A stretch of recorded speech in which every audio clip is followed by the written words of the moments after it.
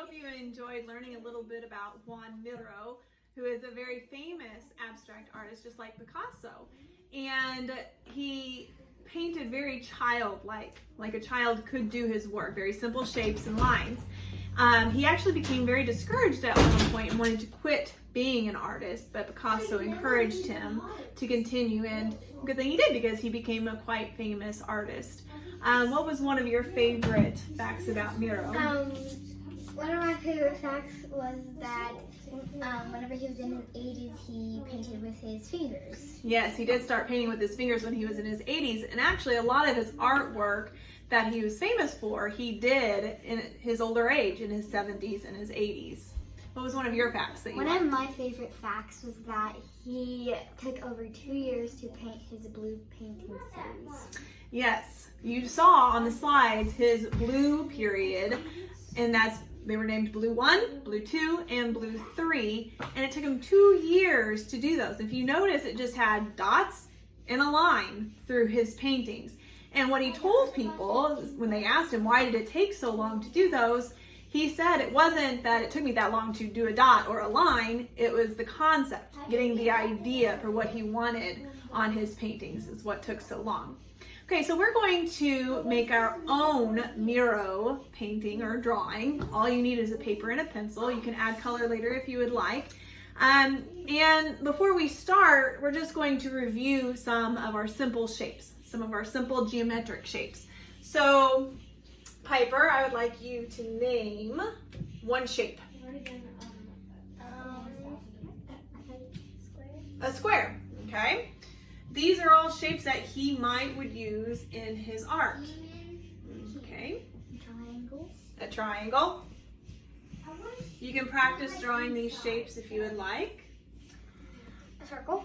A circle. We see lots of circles in his art. Whoa. Okay. What's another shape? Let's see. Or something more simpler. Yeah, let's do something simple. Let's see. We have a rectangle.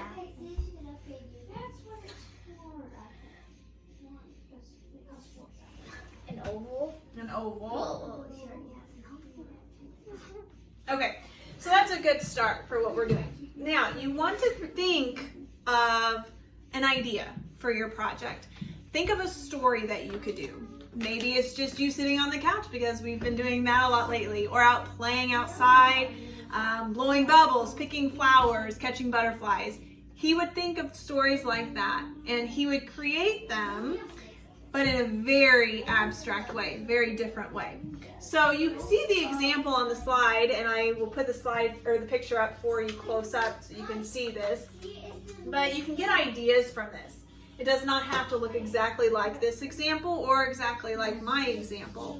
They're going to draw their own using some of these shapes to draw a person and an activity that that person is doing.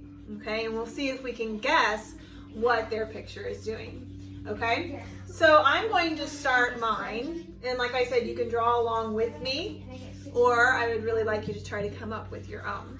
Okay, so grab your pencil and your paper, and we'll get started. I'm going to start with my person, and I think I'm going to have my person outside. I love being outside when the weather is nice, and so he just came up with different shapes. So I'm going to do my person with circles getting bigger and bigger. It's a snowman. Okay, and I'm going to do very long legs with circles on the bottom. The head is actually going to be here. There's a long neck. Oh. And the head is down here. Why is his head upside down?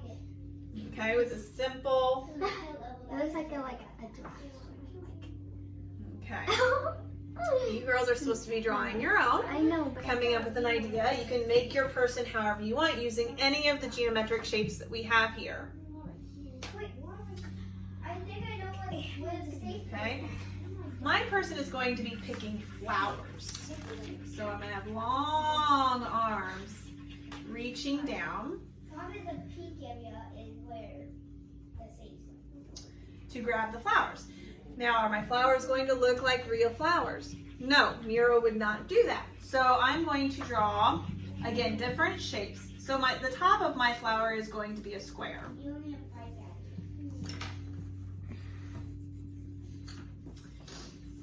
I'll draw the stem. And again, I'm going to do circles inside of circles.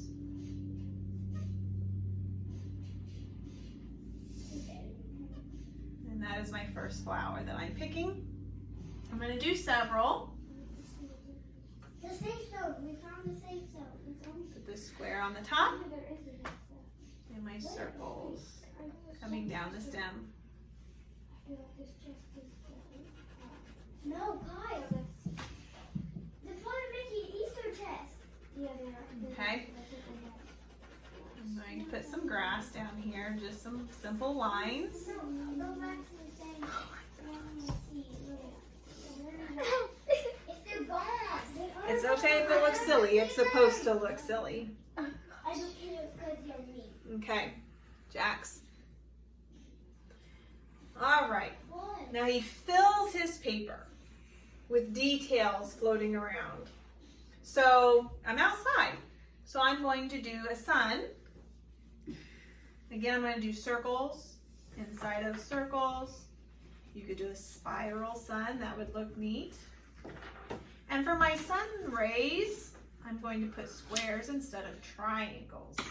Usually you would see triangles going around for the sun rays.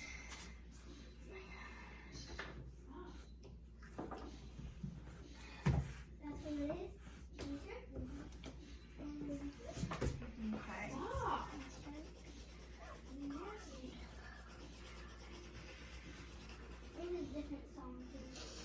I would see a butterfly, but not a butterfly like we normally see it.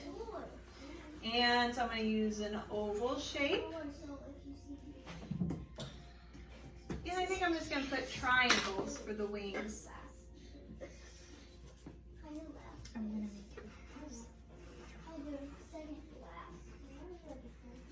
Again, the head is going to be away from the body.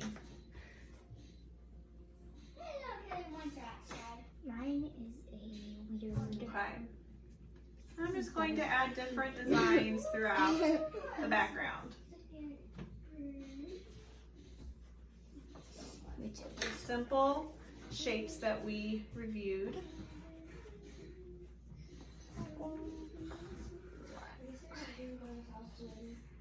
Okay. So that is my person picking flowers on a nice sunny day. And you're welcome to add color, paint, use marker or crayons, or just leave it a black and white picture. But I would love to see your ideas and explain to me what your person is doing in your picture. Thank you.